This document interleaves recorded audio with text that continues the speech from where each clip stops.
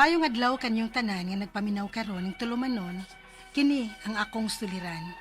Labi na ninyo Dr. Rene Obra o Attorney Elaine Bathan. Ingon man sa mga artista nga maghatag og kinabuhi ning akong suwat suliran. Itago na lang ko ninyo sa pangan nga Gina. 35 anyos, minyo, apan buwag sa bana. Wa mi anak. Taga Maasin, Southern Leyte. Punto legal kining akong suliran. Gusto man gud sa akong bana nga magpaanal mi. Aron ni sabtan, ingon ini ang mga panghitabo.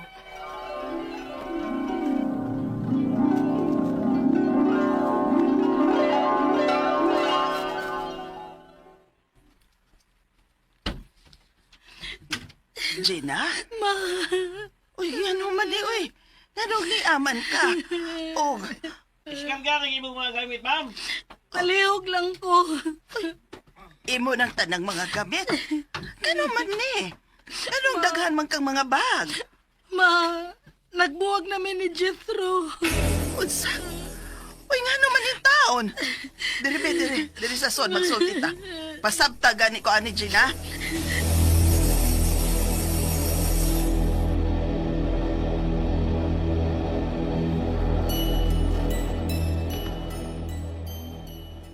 Ay, ginoo ko ninyo, eh. Wapagani mo yung mga anak, ingon anak na mo. Magbuwag-buwag na dayon mo. Dili na ko kaanto sa iyang gibuhat na ako, ma. As in, harap-harapan na lang ko niyang pakitoon sa iyang babae. Nainsulto na kaay ko, ma. Mao nga mas maayo pa nga magbuwag na lang mi og klaro. Bahala na siya dito sa Manila. Magtagbaw siya dito sa iyang babae. Sila ninyo. Kadako sa inyong gasto sa inyong kasal. Unya, magbuwag lang di ay mo. Maulag unta na, hunahunaon gyud sa makadaghan, usa magminyo. Usa magpakasal, uy.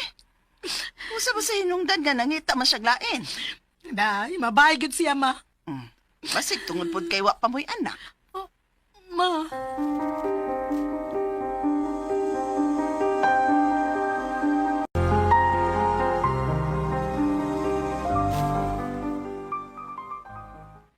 Diyos ko, day. Nga nung nagbuwag bang taon mo, uy. Labihan ba yan taon ako nga pagwapa ni mo adtong kasal ninyo? Nga, ikaw na ang pinaka-gwapa nga bride?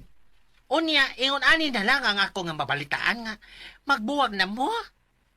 Uy, papasin, mapatsa pa mo, uy. Na, di na gyud mapatch up Joanna. Kay ang iyang babae ba murag gyud og limatok nga maayo kay mopilit makadikit ni Jethro. Mura mag-asawa pa na ako kung mo makabuot sa kinabuhing Jethro. Gitawgan o tadayon ko nimo aron nga makalarga dayon kog Manila. Ug ako'y bugno atong babayhan na to. Basta surrender na ko, Joanna. Grabe na ang ilang pag-insulto na ako. Unya, kon buwag, namang gyud na kuan, bahinay sa mga butang nga naponday, nya, kabtangan uon sa padara. Ay, mo na problema na ako ron, Joanna. Na, mao na Kay ro. wa gyud ko'y nada sa mga gamit nga among napundar dito sa Manila. Oh, kansi ka. Da, bahalag kansi, oy. Bahala siya. Dili ko niya bahinan sa mga gamit namo sa Manila. Total, may napalit man sad kong yuta din sa Maasin. Aw, wa sad siya labot ani. Onsa?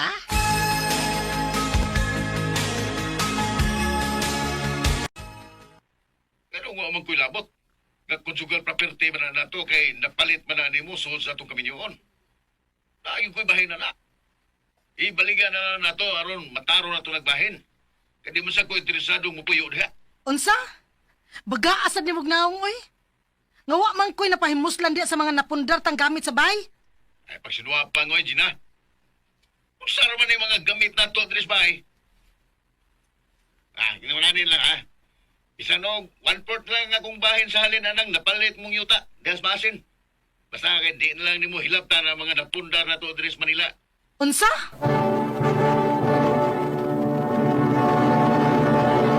Recorded by X Thunder Gaming.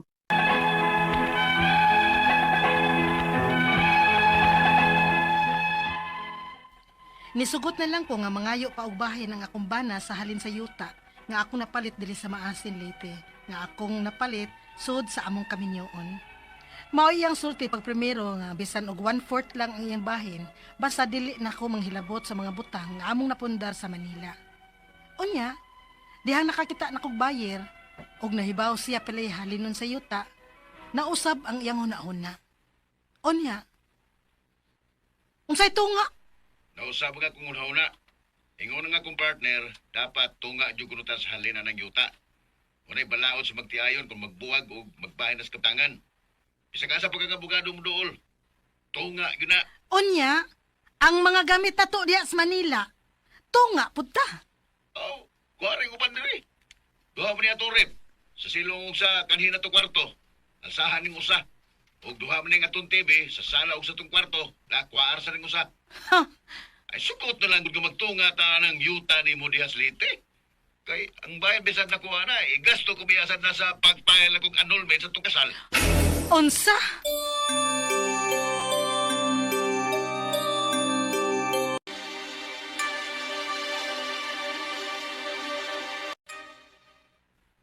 Ay, kabaga ko niyag naong, day. Muna yung sulti. Di ba? Ingon bitaw ko nimo nga ingon anak kasalbahe sa kumbana. Ha? O animal sad ng iyang uyab-uyab oy. Mao'y nagsulsul sa kumbana. Nga ang akong bana man unta to'y nag-ingon ako nga bisag 1/4 na iya sa halin sa akong yuta dinis maasin. Pagkakapal moks na lang yung babae, oy. Baga siyag naong. Sus, kunya palang dinis akong dool. Ay, stress! Sulnop na larutan yun ako siya. Unya bayot, sa may ako yung angin akong buhaton ini. Dili ba unfair ang ilang gibuhat diri nako yut? Unfair, Jude. Pero di ba ningon man ka nga, mo file og annulment ang imong bana sa inyong kasal? Oh, mao na yang sulti. Ayaw pagpirma. Unsa? Ayaw pagsugot nga magpa-annul mo. Mao na ibao sa way hinungdan og swapang nimong bana.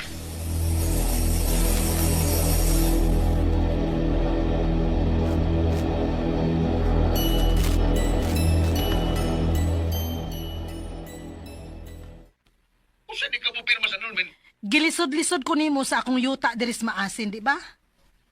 Lisod-lisod ron tasagdaan ang annulment nimo. Gaingnan pa di ay nimo ang buyer nga dili ipahatag nako ang tanang halin kay nahong ko kwarta. Huh? Ako pa'y nahong kwarta, Jitro. Samtang ikaw ang dili fair mo daog bahin sa atong mga napundar. Ay, bahala gid ka ng imong annulment dong. Di gyud ko mo pirma ana. oy Gina, nagkaplano na taon ming magpakasal sa kong partner. Pirma na lang!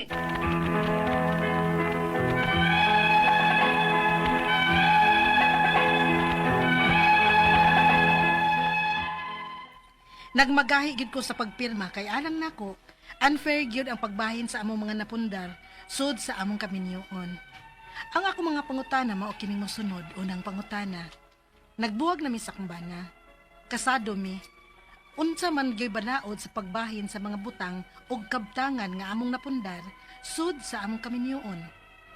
Ikaduhang pangutana, wa ko nada sa among mga gamit sa Manila. Apan ang halin sa yuta nga napalit nako diri sa among lugar. Nakigtunga pa man gyud siya. Fair bagod nang pagkabahina.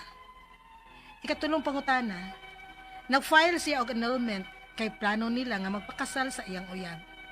Dili ko gusto mo pirma tungod sa ka-unfair niya. Makapugos ba gyud siya nako og papirma bisag dili ko? Ikaupat og katapusang pangutana.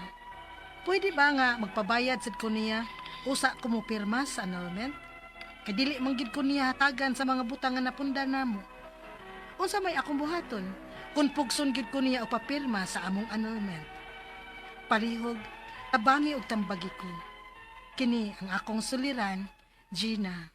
Mayong adlaw mga suking tigpaminaw kini si Attorney Elaine Bathanog. Ako today ang mohatag ninyo og tambag tubag solusyon kalinawan sa inyong mga pangutanag mga problema na may punto legal. Of course, mga medical nga mga pangutanag mga problema naa si Dr. Obra nga ako ang partner nga mutambag gihapon nato noog. Ako sang tingog today inyong mapaminaw muna ayo na mo pagdugay. Ipadala ang inyong suwat sa suliran_612@yahoo.com or sa ato ang Facebook account nga kiniyang akong suliran official writers page. Pwede sad atong ipadala sa 3rd floor Jose R. Martinez Building, Osmeña Boulevard, Cebu City.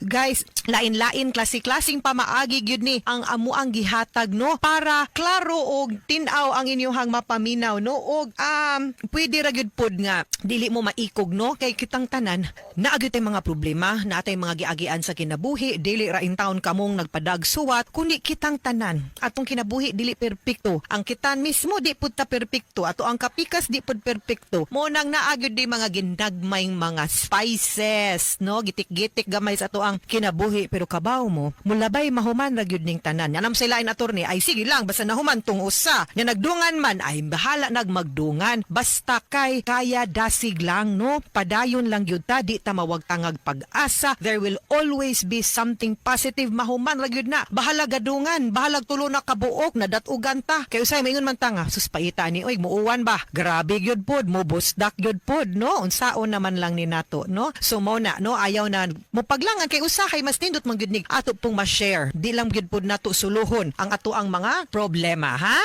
And a big shout out and a big thank you sa tanan nato mga likers ug followers sa kini ang akong suliran official writers page ug sa mga mag-like ug mag-follow nako guys please continue to like and follow me sa Elaine Tantengco Bathan on Facebook ug sa mga taga DXDC Davao thank you kaayo kay gi-guest ko ninyo last week no sa inyo nga programang straight to the point punto legal thank you kaayo ug wa jud ko kabaw ba ako lagi ning i-share kay pagpakita man gud nako sa akong mga igsuon sa link katong gi interview ko sa DXDC Davao no mo na ato ang counterpart didto sa Davao sa RMN network nato niingon dayon ako ang kamagwangan nga igsuon si Kuya Noel no nga naa sa Australia nga mo man na ang station ni Daddy mo na first nga radio station di ay sa ako ang amahan no sus destiny gyud na ako diri sa RMN mo nang wa jud ko mobalhin og stasyon no ako di ang Daddy was the first radio and television network manager didto sa Davao kay didto bi ako nataw no di mi taga Davao pero tungod di ay sa iyahang pagdawat no ana nga assignment didto sa Davao mao na nga balhin mig Davao. O di ba? Na ay trivia na ay chika. Letter sender na to karong adlaw guys. Atong tawagon sa pangalan nga si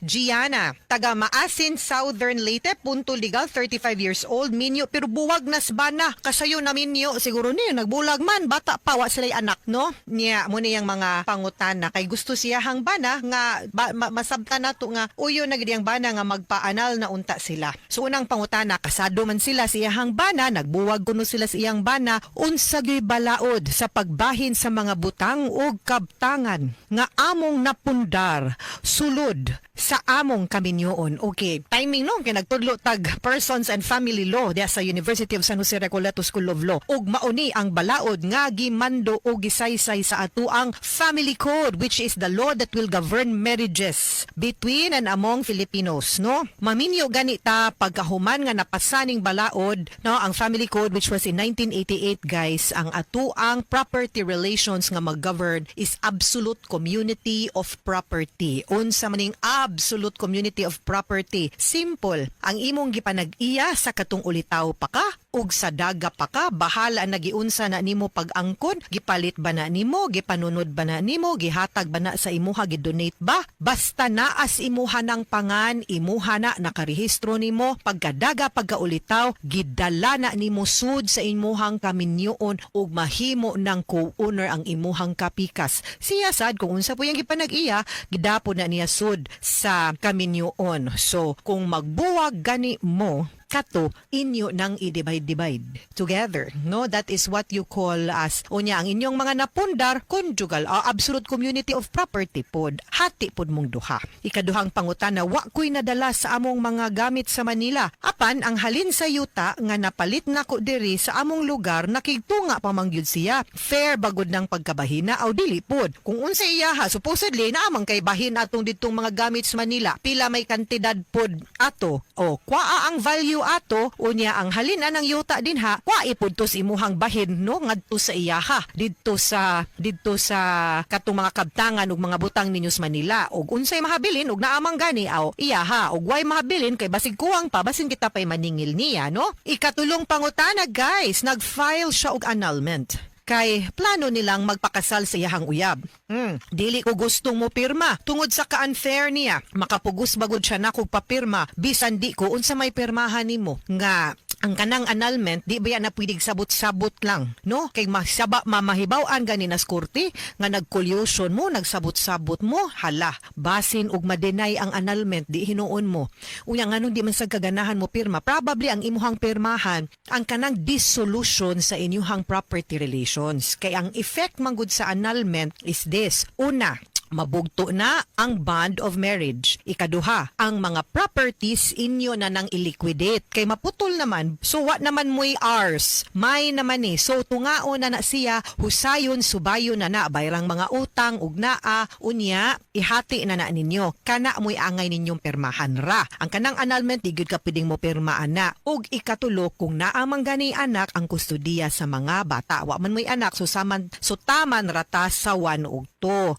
Ako pong pangutana, nganong di kang pirma, di ka ganahan maanal. Dapat sa kaning property relations, kinahanglan gyud mo magkasabot. Kay kung dili mo magkasabot, kung unsaon ninyo, pagtunga ang mga kabtangan ninyo, di man na maisuhan og decree of nullity nga maoy gikinahanglan nga papel para ma-rehistro na ngadto sa local civil registrar ang annulment sa inyuhang kasal para mahimo na mong duha nga single. No, so kani siya gamay ra kayo ning butanga nga pwede ra gyud ninyo husayon, no, as husband and wife. Pang last na lang ni, no, maski dihang dapita magkasinabot na lang mo niya, ako pa nimo ay glangaya kay gilangay na nimo, ikaw po ang imong opportunity kana pang siyay ning file, dili ka makagasto aw kana lang ko ana na lang na ay na lang nang mga kanang property relations ninyo ang inyong mga kaptangan husaya lang yun na, ha?